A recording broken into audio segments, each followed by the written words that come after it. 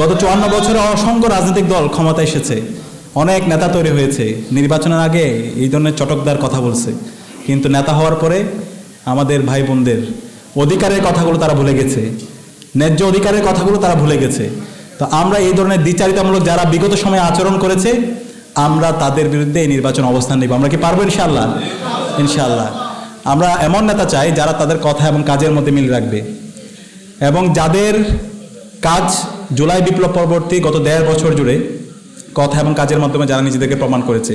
তো আমরা আশা রাখবো রাজনৈতিক দলগুলো তাদের কাজের মাধ্যমে, তাদের ইশতেহারের মাধ্যমে আমাদের যারা অদম্য মেধাবী শিক্ষার্থী ভাই এবং বোনরা আছে, ফিজিক্যালি চ্যালেঞ্জ ভাই বোনরা আছে, তাদের যে ন্যায্য অধিকার সে ন্যায্য অধিকার নিশ্চিত করবে ইনশাআল্লাহ। আমরা এতক্ষণ ধরে রাজনৈতিক দলগুলোর কথা শুনছিলাম, তাদের চিন্তা ভাবনা আমাদেরকে নিয়ে, ফিজিক্যালি চ্যালেঞ্জ যারা শিক্ষার্থীরা আছে তাদেরকে নিয়ে। এক্ষেত্রে হচ্ছে বিএনপির নীলোফার চৌধুরী মনি আপা খুব চমৎকারভাবে বিএনপির চিন্তা ভাবনাগুলো তিনি শেয়ার করেছেন, এবং তিনি বলছেন সমান অধিকার। আমরা সমান অধিকার চাই না, আমরা ন্যায্য অধিকার চাই। সমান অধিকার দিয়ে কি করবো? একজন যে সুস্থ আবার যে একজন অদম্য মেধাবী, তার দুজনের মধ্যে তো সমান অধিকার দিয়ে লাভ নাই। আমার ন্যায্য অধিকার, আমার অধিকার নিশ্চিত করা, আমার খাদ্য, বস্ত্র, বাসস্থান, শিক্ষা, চিকিৎসা এবং আমার সব ধরনের অধিকার নিশ্চিত করা এটা রাষ্ট্রের দায়িত্ব, আমার এই প্রতিষ্ঠানের দায়িত্ব। সেই ন্যায্য অধিকার নিশ্চিত করাই হচ্ছে রাজনৈতিক দলের কাজ। যারা সামনে ক্ষমতায় যাবে তারা সেই ন্যায্য অধিকার নিশ্চিত করবে, আমার সমান অধিকারের দরকার নাই। তো আমরা আমাদের জায়গা থেকে সকল রাজনৈতিক দলগুলোকে আহ্বান করব, আপনারা আপনাদের যে ইশতেহার, সেই ইশতেহারের মধ্যে আজকে আমাদের 10 দফা দেওয়া হয়েছে ফিজিক্যালি চ্যালেঞ্জ শিক্ষার্থী ভাই বোনদের পক্ষ থেকে। ডাকসুর কার্যনির্বাহী সদস্য রাইসুল ইসলাম চমৎকারভাবে উপস্থাপন করেছে, এবং ডাকসু নির্বাচনে আমরা একটা মেসেজ দেওয়ার চেষ্টা করেছি। ডাকসু নির্বাচনে আমরা একটা ইনক্লুসিভ প্যানেল করার চেষ্টা করেছি। আমরা আমাদের এখানে সবার রিপ্রেজেন্টেশন রাখার চেষ্টা করেছি। এখানে আপনাদের রিপ্রেজেন্টেশন ছিল রাইসুল ইসলাম ভাই, এবং আমি অবাক হই যখন রাইসুল ইসলামকে দেখি অথবা আপনাদের দেখি, আপনাদের যে অসাধারণ বক্তৃতা, আপনাদের যে মেধা, আপনাদের যে কাজের প্রতি ডেডিকেশন, আপনাদের যে সততা, একই সাথে আপনাদের সীমাবদ্ধতার পরও এই বিতর্ক থেকে শুরু করে আপনাদের একাডেমিক এক্সেলেন্সি, আপনাদের গবেষণার সকল কাজে আপনাদের যে অসাধারণ এক্সপার্টাইজ, সেটা আমাদের সবাইকে মুগ্ধ করেছে। তা আমরা বিশ্বাস করি আপনাদের যে সক্ষমতা আছে, রাষ্ট্র যদি ন্যায্য অধিকার নিশ্চিত করতে পারে, তাহলে আপনাদের যে যোগ্যতা, সেই যোগ্যতা দিয়ে আপনার শুধু বাংলাদেশ না, সারা বিশ্ব নেতৃত্ব দেওয়ার মতো সক্ষমতা আপনাদের আছে। এখন সেই স্পেস, সেই আপনাদের অধিকার, সেই ন্যায্য অধিকার নিশ্চিত করার জন্য আমরা ঢাকা বিশ্ববিদ্যালয় কেন্দ্রীয় ছাত্র সংসদের পক্ষ থেকে আমরা কথা দিচ্ছি আপনাদের সাথে সব সময় আপনাদের পাশে আমরা আসি ইনশাআল্লাহ। এবং আমরা আমাদের প্যানেলে যেভাবে আপনাদের রিপ্রেজেন্টেশন রাখার চেষ্টা করেছি, আমরা যে কাজ করব, সামনে রাষ্ট্রে যারাই ক্ষমতা আসবে, প্রত্যেকটা জায়গায় আমার এই অদম্য মেধাবী ভাই বোনদের, ফিজিক্যালি চ্যালেঞ্জ ভাই বোনদের রিপ্রেজেন্টেশন নিশ্চিত করতে হবে। এটা সবার আমাদের গণদাবি। আপনারা কি একমত? ইনশাআল্লাহ। তো এখানে যে দফাগুলো এসেছে, 10টা দফা, প্রত্যেকটা লজিক্যাল দফা এবং খুবই ফিজিবল। এমন কোনো দফা দেওয়া হয় নাই যে দাবির মাধ্যমে রাষ্ট্রের অথবা হচ্ছে যে রাজনৈতিক দলগুলো আছে তাদের অনেক কঠিন হয়ে যাবে। তা আমরা আর কোনো আস্থার সংকট দেখতে চাই না। আমরা আশা করব সামনে যারা নির্বাচনে যারা প্রার্থী হয়েছেন, পলিটিক্যাল পার্টিগুলো এই 10 দফাকেই সামনে রেখে তাদের ইশতেহার সাজাবে। আপনারা কি একমত?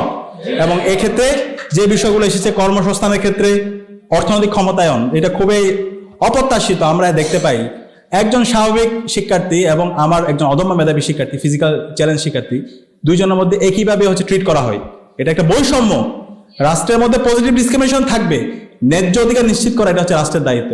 তা আমরা আশা করব আমাদের এই ফিজিক্যালি চ্যালেঞ্জ ভাই বোনদের কর্মসংস্থানের ব্যাপারে রাষ্ট্র ন্যায্য অধিকার নিশ্চিত করবে ইনশাআল্লাহ। এবং একই সাথে সামাজিক সুরক্ষা এবং ভাতা, যেটা খুবই কম, এখানে মাত্র 3000 টাকা চাওয়া হয়েছে। আমি মনে করি এখানে 3000 না, এটা 3 গুণ বেশি দেওয়া দরকার, 9000 দেওয়া দরকার। রাষ্ট্রের দায়িত্ব, রাষ্ট্রের হাজার হাজার কোটি টাকা আপনি লোপাট করে ফেলবেন। আজকে আমরা দেখতে পাচ্ছি, এটা খুবই দুর্ভাগ্যের বিষয়। আজকে যারা ঋণ খেলাপি করেছে, আজকে যারা দ্বৈত নাগরিক, যারা হাজার হাজার কোটি টাকা বাইরের দেশে লোপাট করছে, এরাই আজকে আবার নতুনভাবে তারা প্রার্থী হচ্ছে। এবং তাদেরকে প্রার্থী করার জন্য রাজনৈতিক দল, ছাত্র সংগঠনগুলো নির্বাচন কমিশনের সামনে দাঁড়িয়ে মত তৈরি করছে। এই হাজার হাজার কোটি টাকা তারা যখন আবার ক্ষমতায় যাবে, তখন আবার এর চেয়ে বড় লোপাট করবে, ভাগ বাটোয়ারা করবে। এই ধরনের ভাগ বাটোয়ারা যারা করে, এই ধরনের নেতৃত্বকে আপনারা চান? আমরা চাই না। আমরা এই রাষ্ট্রের মধ্যে ইনসাফ চাই। যারা এই ধরনের দুর্নীতি করবে, যারা এই ধরনের অর্থ লোপাট করবে, যারা এই দেশকে বিক্রি করে দিবে, এই ধরনের নেতৃত্ব আমরা চাই না। সুতরাং যারা ঋণ খেলাপির সাথে জড়িত আছে এবং যারা এই ধরনের দ্বৈত নাগরিকত্ব আছে এবং হাজার হাজার কোটি টাকা লোপাট করেছে, তাদেরকে আমরা আমাদের নেতা হিসেবে আমরা গ্রহণ করবো না, আমাদের প্রতিনিধি হিসেবে আমরা গ্রহণ করবো না। আপনারা কি একমত আছেন? ইনশাআল্লাহ। এবং এই রাষ্ট্রের যে টাকা, রাষ্ট্রের নাগরিকদের ন্যায্য অধিকার সেটা নিশ্চিত করতে হবে। আপনাদের যে ভাতা, আপনাদের সেই ভাতা রাষ্ট্রের পক্ষ থেকে নিশ্চিত করার জন্য যা যা করা দরকার, ঢাকা বিশ্ববিদ্যালয় ছাত্র সংসদের পক্ষ থেকে আমরা আপনাদের সাথে যৌক্তিক আন্দোলন, আমরা আপনাদের পাশে আছি ইনশাআল্লাহ। একই সাথে শিক্ষা এবং দক্ষতা উন্নয়নের ব্যাপারে অনেকগুলো কথা এসেছে। এখানে আমাদের ক্যাম্পাসগুলো আমরা আমাদের ভাই বোনদের জন্য, অদম্য মেধাবী ফিজিক্যালি চ্যালেঞ্জ শিক্ষার্থী ভাই বোনদের জন্য আমরা তাদের জন্য এই ক্যাম্পাসটা করতে পারিনি। এখানে যে র্যাম্প, লিফট, ব্রেল সুবিধা এবং অন্যান্য সহায়ক যে প্রযুক্তিগুলো এই প্রতিষ্ঠানে বাধ্যতামূলক করা দরকার ছিল, সেটা এখন পর্যন্ত আমরা করতে পারি না। আমরা ডাকসুর পক্ষ থেকে বিশ্ববিদ্যালয় প্রশাসনকে দফায় দফায় আমাদের প্রেস রিলিজ দিয়েছি, আবেদনপত্র দিয়েছি এবং আমরা ইনশাআল্লাহ আপনাদের সকল অধিকার নিশ্চিত করে যাব ইনশাআল্লাহ। এই ঢাকা বিশ্ববিদ্যালয়ের মাধ্যমে সারা দেশে এই অধিকার, আপনাদের যে ন্যায্য অধিকার, আপনাদের এই যে সুরক্ষা, সেটা নিশ্চিত হবে ইনশাআল্লাহ। একই সাথে স্বাস্থ্যের বিষয়টা এখানে এসেছে। এখানে স্বাস্থ্যের যে অধিকার, আমাদের যে হাসপাতালগুলো আছে সেই হাসপাতালগুলোতে আমরা দেখতে পাই আপনাদের যেভাবে সেই সুরক্ষা, স্বাস্থ্যের যে অধিকার নিশ্চিত করা দরকার সেটা আমরা নিশ্চিত করতে পারি না। আমরা আশা করবো রাজনৈতিক দলগুলো তাদের ইশতেহারের মধ্যে এই ব্যাপারে তাদের অবস্থান পরিষ্কার করবে। এই আইন এবং নীতিমালা বাস্তবায়নের ব্যাপারে যে আইনগুলো আছে 2013 সালের প্রতিবন্ধী ব্যক্তিদের অধিকার ও সুরক্ষা আইন, সেগুলোর পূর্ণ কার্যকর দরকার করতে হবে, এটা পূর্ণ কার্যকর করতে হবে। আমরা এখন পর্যন্ত দেখতে পাই সেই আইনগুলো জাস্ট খাতা কলমের মধ্যে আছে, কোনো রিফ্লেকশন, বাস্তবায়ন আমরা দেখতে পাই না।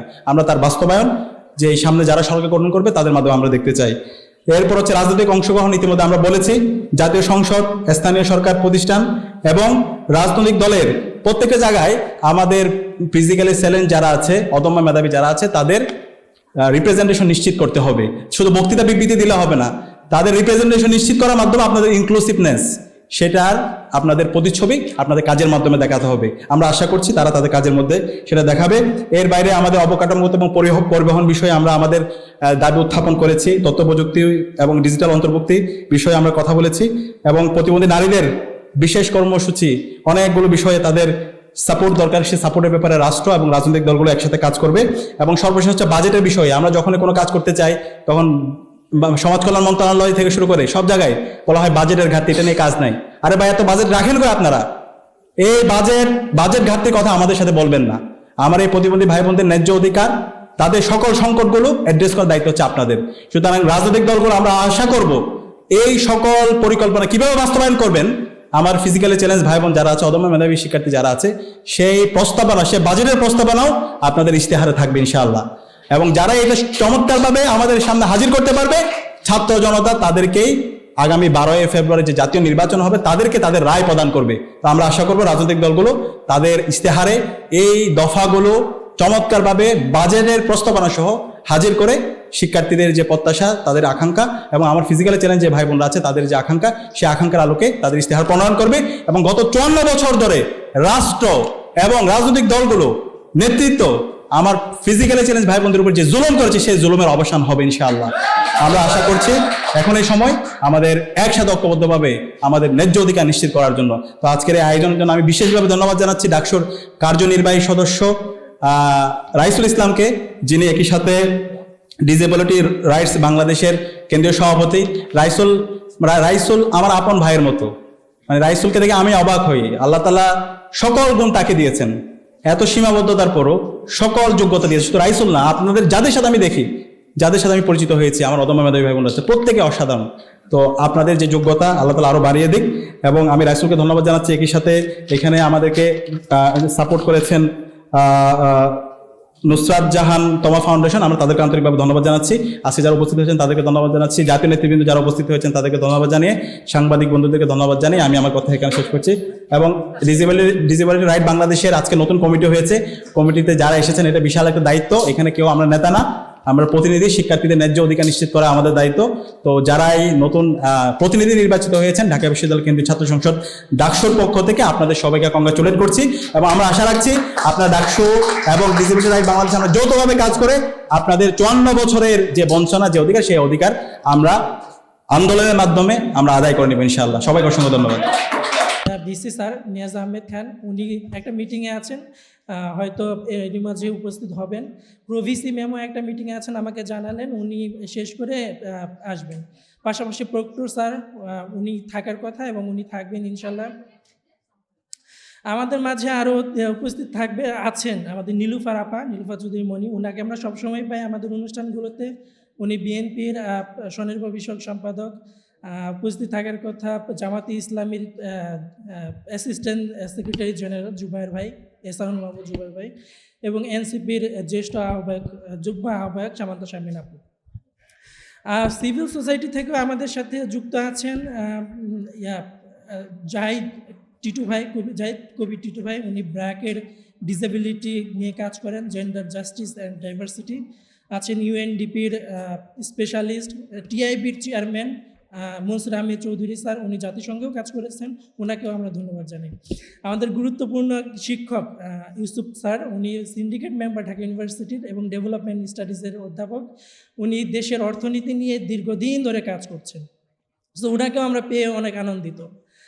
আমাদের মাঝে আমাদের যে ডিসেবিলিটি রাইটস বাংলাদেশ এই প্রোগ্রামের যে সাপোর্ট করতেছে বা যৌথভাবে আয়োজন করতেছে, সেই ডিসেবিলিটি রাইটস বাংলাদেশের দুজন উপদেষ্টা সাইদুর রহমান স্যার এবং নুসরাত আপা। নুসরাত আপা সুপ্রিম কোর্টের সিনিয়র অ্যাডভোকেট এবং সাইদুর রহমান স্যার সমাজ কল্যাণ ইনস্টিটিউটের সহযোগী অধ্যাপক। ওনারা উপস্থিত থাকার কথা, ইতিমধ্যে মনে এসেছেন। আমি হয়তো কারো কারো কথা বলেছি, কারো কোনো গেস্ট স্কিপ করে যেতে পারি, ক্ষমাসুন্দর দৃষ্টিতে দেখবেন। আসলে এখানে মূল প্রবন্ধ বলতে কিছু নেই, আমি জাস্ট সংক্ষেপে কয়েকটা কথা বলে আমি আমাদের বক্তব্য শেষ করব। এখন তো স্বাধীনতার 55 বছর চলছে। সীমাহীন বৈষম্য, দুর্নীতি, এটার বিরুদ্ধেই আমাদের 71 সালে মুক্তিযুদ্ধ হয় এবং মুক্তিযুদ্ধের পরে যে সরকার গঠিত হয় শেখ মুজিবের, তৎকালীন মানুষগুলো, তখনকার যে জনগণ, তারা ভেবেছিল দেশ একটা হবে, মানে সমতা, সম অধিকার এবং ন্যায় বিচার ভিত্তিক রাষ্ট্র হবে। কিন্তু আমরা দেখি যে ওই সময়টাতে এটা ফেল করে, হয়নি, বরং সীমাহীন দুর্নীতি, দুর্ভিক্ষ এবং যে দুর্বৃত্তায়ন সেটা শুরু হয়। কিন্তু এটা সত্ত্বেও 72 সালে একটা সংবিধান প্রণীত হয়, যে সংবিধানটা নিয়ে অনেক সমালোচনা আছে, কিন্তু সংবিধান সমালোচনা থাকলেও এই সংবিধানে কিছু ধারা নাগরিকদের মৌলিক মানবাধিকার পূরণের জন্য লিপিবদ্ধ করে, যার মধ্যে আর্টিকেল 15-এ আছে যে নাগরিকদের যে বেসিক চাহিদাগুলো আছে সেগুলো রাষ্ট্র পূরণ করতে বাধ্যতামূলক, মানে বাধ্যতামূলক পূরণ করবে। আর্টিকেল 19-এ আছে সুযোগের সমতা। আর্টিকেল 27 অর্থাৎ 27-এ আছে যে আইনের চোখে সকলেই সমান। আর্টিকেল 28-এর 1-এ আছে যে বৈষম্যহীন একটা রাষ্ট্র। আর্টিকেল 28-এর 4-এ, এক্সকিউজ মি, আপনারা একটু শুনবেন, আর্টিকেল 28-এর 4-এ আছে যে বিশেষ ব্যবস্থা, অর্থাৎ পিছিয়ে পড়া নাগরিকদের জন্য রাষ্ট্র বিশেষ ব্যবস্থা প্রণয়ন করবে। আর্টিকেল 29-এ খুব গুরুত্বপূর্ণ একটা বিষয় আছে যে রাষ্ট্র সকল নাগরিকের যোগ্যতার ভিত্তিতে কর্মসংস্থানের ব্যবস্থা করবে। সো এই যে সংবিধানে এতগুলো ধারা থাকা সত্ত্বেও আমরা কিন্তু এগুলোকে বাস্তবায়ন হতে দেখিনি। ফলে প্রতিবন্ধী জনগণ, প্রতিবন্ধী জনগোষ্ঠী ক্রমে পিছিয়ে যাচ্ছে এবং পিছিয়ে পড়ছে। 2006 সালে জাতিসংঘ একটা কনভেনশন করে, convention of rights of person with disabilities, যেটাকে সংক্ষেপে UNCRPD বলা হয়। এই CRPD-তে বাংলাদেশ অনুস্বাক্ষর করে, স্বাক্ষর এবং অনুস্বাক্ষর দুটোই করে। তারই পরিপ্রেক্ষিতে 2013 সালে প্রতিবন্ধী সুরক্ষা আইন, অধিকার ও সুরক্ষা আইন নামে একটা আইন প্রণয়ন করে। আইনটা অত্যন্ত চমৎকার। এখানে 12 ধরনের প্রতিবন্ধীকে আইডেন্টিফাই করা হয় এবং এই প্রতিবন্ধী ব্যক্তিদের জন্য ঠিক 21টি অধিকার চিহ্নিত করা হয়, যে অধিকারগুলো রাষ্ট্র ফুলফিল করবে।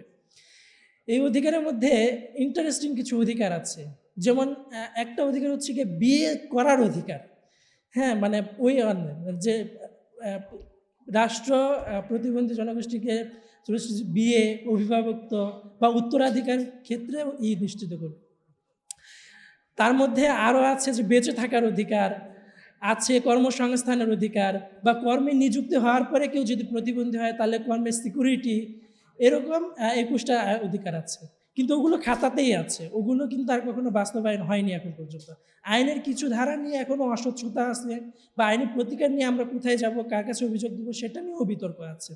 কিন্তু এটা ভালো যে ফ্যাসিস্ট হাসিনা অন্তত একটা আইন করে গেছে, সেটা যদিও এখনো বাস্তবায়ন হয়নি বা বাস্তবায়ন করার জন্য ওরকম আমরা পদক্ষেপ দেখি। আমাদের যে সাস্টেনেবল ডেভেলপমেন্ট গোল এসডিজি, এই এসডিজির চার নাম্বার ইয়েতে 4-5 আচ্ছা উপধারা 5 কিন্তু সর্বজনীন শিক্ষার কথা বলা হয়েছে, যে রাষ্ট্র নারী পুরুষ প্রতিবন্ধী অপ্রতিবন্ধী আদিবাসী মেইন স্ট্রিম সবার নিশ্চিত করবে, শিক্ষা নিশ্চিত করবে। 8 নম্বর ধারার 5 উপধারায় ডিসেন্ট ওয়ার্ক অ্যান্ড ইকোনমিক গ্রোথের কথা বলা হয়েছে, অর্থাৎ এখানেও যে আমাদের যে এসডিজি বাস্তবায়ন করার ক্ষেত্রেও প্রতিবন্ধীদের কর্মসংস্থানের ব্যবস্থা করা একটা বাধ্যতামূলক। আর্টিকেল 10-2 বৈষম্যহীন একটা দেশের কথা বলা হয়েছে। অর্থাৎ আমরা দেখছি যে আইন নীতি এবং পলিসিতে কোনো বাধা নেই, সবাই কিন্তু এটা স্বীকার করে যে প্রতিবন্ধী জনগোষ্ঠীরা পিছিয়ে পড়ার নাগরিক এবং তাদেরকে মেইন স্ট্রিম ইয়েতে নিয়ে আসার জন্য, তাদের স্বাধীনতা, তাদের সাম্য এবং তাদের যে মৌলিক চাহিদাগুলো পূরণ করার জন্য রাষ্ট্র সবসময় বাধ্য থাকবে। কিন্তু আমরা কি দেখি যে বাংলাদেশের মতো একটা দেশে তারা বাধ্য নয়, বরং তারা অপেক্ষা করে আমরা কখন অনুরোধ করব, তারা কখন অপেক্ষা করে আমরা কখন রাস্তায় নামবো, আন্দোলন করব এবং তাদের কাছে চাইব। উন্নত দেশে আমেরিকায়, জার্মানি, ইংল্যান্ডে প্রতিবন্ধী অধিকারকে আইনের দিক থেকে সুরক্ষিত করা, অর্থাৎ তারা মনে করে যে এটা রাষ্ট্র ফুলফিল করতে বাধ্য না চাইতেই, অর্থাৎ ওরা চাইবে না বা চাওয়ার কোনো প্রয়োজন নেই, রেদার যদি ফুলফিল না হয় তাহলে তারা মামলা করতে পারবে, এই ব্যবস্থা নিতে পারবে। কিন্তু আমাদের দেশে সেটা অনুপস্থিত। উন্নত দেশে প্রতিবন্ধীদের কিন্তু একটা নির্দিষ্ট হারে বেকার ভাতা এবং জীবন করার জন্য দেওয়া হয়, অ্যালাউন্স দেওয়া হয়, সাথে ইন্ডিপেন্ডেন্ট অ্যালাউন্সও দেওয়া হয়। এর পাশাপাশি এই দেশগুলোতে তাদের যে অ্যাসিস্ট্যান্ট থাকবে অর্থাৎ গাইড, সেই গাইডের কিন্তু পুরো খরচটা রাষ্ট্র বহন করে। যেহেতু বাংলাদেশ অত উন্নত না, আমরা অত সব ডিমান্ডও করি না, কিন্তু আমাদের বেসিক যে চাহিদাগুলো রাষ্ট্র রাজনৈতিক দলগুলো সেগুলো ন্যূনতম ফুলফিল করবে, সেটা তো আমরা প্রত্যাশা করতেই পারি। আমার মনে পড়ে 2024 সালের 14ই ডিসেম্বর জনাব তারেক রহমান, বিএনপির এখন চেয়ারম্যান, উনি এক প্রতিবন্ধী অনুষ্ঠানে কিছু অঙ্গীকার ব্যক্ত করেছেন, যে অঙ্গীকারগুলোর মধ্যে আমার যতটুকু মনে পড়ছে যে প্রতিবন্ধীদের জন্য একটা স্বতন্ত্র মন্ত্রণালয় করা হবে, হসপিটালগুলোতে স্বতন্ত্র ইউনিট করা হবে, কর্মসংস্থানের ব্যবস্থা করা হবে এবং প্রতিবন্ধী ভাতা একটা যৌক্তিক পর্যায়ে নিয়ে যাওয়া হবে। এটা হচ্ছে তারেক রহমানের অঙ্গীকার, জনাব তারেক রহমান। ঠিক 1 মাস আগে, 1.5 মাস আগে, গত ডিসেম্বরে 3 ডিসেম্বর ডক্টর শফিকুর রহমান, জামাতে আমিরে জামাত, উনিও একটা বিবৃতি প্রকাশ করেন যে ওনারা ক্ষমতায় গেলে বা ওনারা রাষ্ট্রের কাছে কী দেবে, ঠিক সেম দাবিগুলো মানে সেম প্রতিশ্রুতি ওনার কাছ থেকেও আমরা পেয়েছি, যে দক্ষতা উন্নয়ন, ইনক্লুসিভ এডুকেশন, কর্মসংস্থান, তারপরে হচ্ছে গিয়ে অ্যাক্সেসেবল বিল্ডিং। সো দেখা গেছে যে মানুষের মানে রাজনৈতিক দলগুলোর যে পলিসি বা তাদের যে ভাবনা, সেই ভাবনাতে ঘাটতি নেই, কিন্তু ইচ্ছায় ঘাটতি আছে এবং এই ঘাটতিটা চরম মাত্রায়।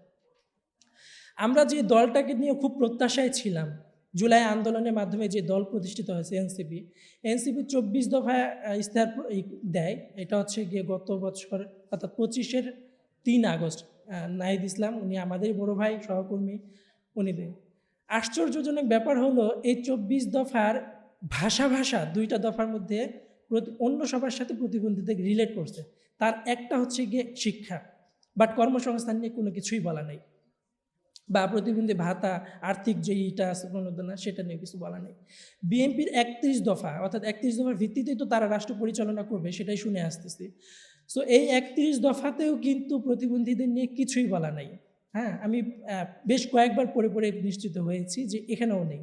তাহলে যে পলিসির ভিত্তিতে তারা দেশ পরিচালনা করতে চায়, সেই পলিসির মধ্যে কিন্তু প্রতিবন্ধী ব্যক্তিরা, প্রতিবন্ধী জনগোষ্ঠী অনুপস্থিত। এটা আমাদেরকে ভাবায়, আমাদেরকে ভাবনায় ফেলে দেয়, ব্যথিত করে। আমরা গত 17 বছরে ধরতে গেলে কিছুই পাইনি। গত 55 বছর অর্থাৎ স্বাধীনতা 55 বছরই তো আমাদের ছিল বৈষম্য নির্যাতনের একটা সময়, পিছিয়ে পড়ার সময়। জুলাই আন্দোলনের মাধ্যমে যে গভর্নমেন্ট প্রতিষ্ঠিত হয় অন্তর্বর্তীকালীন সরকার, এই সরকার মোট গুণে গুণে 14টা কমিটি করে, কমিশন যেটাকে বলে। আশ্চর্যজনক ব্যাপার হলো এই কমিশনে কিন্তু প্রতিবন্ধীদের জন্য সাব কমিটিও করা হয় নাই। আমরা দাবি জানিয়েছিলাম। আমি আমি আমার জায়গা থেকে আমাদের এই উপদেষ্টা পরিষদে কিন্তু নাহিদ ভাই, আসিফ ভাই, মাহফুজ ভাই ছিলেন। এরা সরাসরি আমাদের বন্ধু মহল, আমরা একসাথে রাজনীতি করে আসছি। আসিফ নজরুল স্যার খুব ভালোভাবে আমাকে চিনেন। তারপর মির্জা ফখরুল ইসলাম আলমগীর, ওনাকেও আমি খুব ভালোভাবে চিনি, আমাকে অত্যন্ত স্নেহ করেন। সো পার্সোনালি দেখা হলে আমি এই জিনিসগুলো তাদের সামনে তুলে ধরেছি, কিন্তু এখানে এই জিনিসটা অনুপস্থিত। অন্তর্বর্তী সরকারও সেটাকে গুরুত্ব দেয়নি। কিন্তু আশার ব্যাপার হলো যে জুলাই সনদ করা হয়েছে, মানে গণভোটের মাধ্যমে যেটা পাশ হবে, এই জুলাই সনদের 62 নম্বর ধারায়, 62 নম্বর আর্টিকেলে প্রতিবন্ধী অধিকারের কথা বলা হয়েছে। অর্থাৎ জুলাই সনদ বাস্তবায়ন করা হলে এই 62 নম্বর পয়েন্টটা যেন আগে বাস্তবায়িত হয়, সেটার জন্য জোর দাবি জানাই। এই 62 নম্বর পয়েন্টে কিন্তু অন্তর্ভুক্তিমূলক শিক্ষা এবং কর্মসংস্থানের কথা গুরুত্ব সহকারে বলা আছে। অর্থাৎ আমরা চাই যে রাষ্ট্র আমাদের দিকে অন্তত তাকাক। আমরা তো আকার আকৃতিতে মানুষ, কিন্তু মানবিক মর্যাদা, সমতা এবং সম্মানের দিক থেকে আমরা ঠিক মানুষ না। আমরা আসলে কি, সেটা হয়তো নতুন করে ডিফাইন করতে হবে। সমাজ আমাদের কী চোখে দেখে, রাষ্ট্র আমাদের কী চোখে দেখে, তো সেটা নিয়ে আমরা নিজেরাই আমাদের আইডেন্টিটি ক্রাইসিসে ভুগি। আমরা আজকের এই সেমিনারের মাধ্যমে আমরা এটা দাবি জানাতে চাই যে সামনে যে গভর্নমেন্ট ফর্ম হবে, যে গভর্নমেন্ট আসবে, সেই গভর্নমেন্ট অন্তত আমাদের জন্য কিছু করে যাবে, যেটা পরবর্তী গভর্নমেন্টরা ধারাবাহিকতা রক্ষা করবে। এই পরিপ্রেক্ষিতে ডাকসু আজকে 10 দফা প্রস্তাব তুলে ধরছে, এবং এই 10 দফার প্রস্তাবের মধ্যে অন্যতম হচ্ছে কর্মসংস্থান, আর কর্মসংস্থান, তারপরে শিক্ষা, চিকিৎসার মতো বিষয়গুলো আছে, সামাজিক সুরক্ষা ও ভাতা, তারপরে স্কিলস ডেভেলপমেন্ট অর্থাৎ প্রযুক্তিগত দক্ষতা, আর্থিক বাজেট, তারপর রাষ্ট্রীয় যে আইন এবং সমতা, এরকম 10টা প্রস্তাব রাখা হয়েছে। আমরা অতিথিদের মাধ্যমে অলরেডি পৌঁছে দিছি এবং এটার প্রেসেও চলে যাবে আমাদের 10 দফা পরিকল্পনা, 10 দফা প্রস্তাব, যেটা আমরা রাষ্ট্রের সামনে পেশ করেছি। সো আমি শেষ করছি আবারও আমাদের অতিথিদের ধন্যবাদ জানিয়ে। আজকের এই প্রোগ্রাম যে মহৎ উদ্দেশ্যে করা হচ্ছে, আশা করি আমাদের এই উদ্দেশ্য, আমাদের এই যে স্বপ্ন, আমাদের চাহিদা, আকাঙ্ক্ষা, সেটা পূরণ হবে। ধন্যবাদ সবাইকে। আসসালামু আলাইকুম।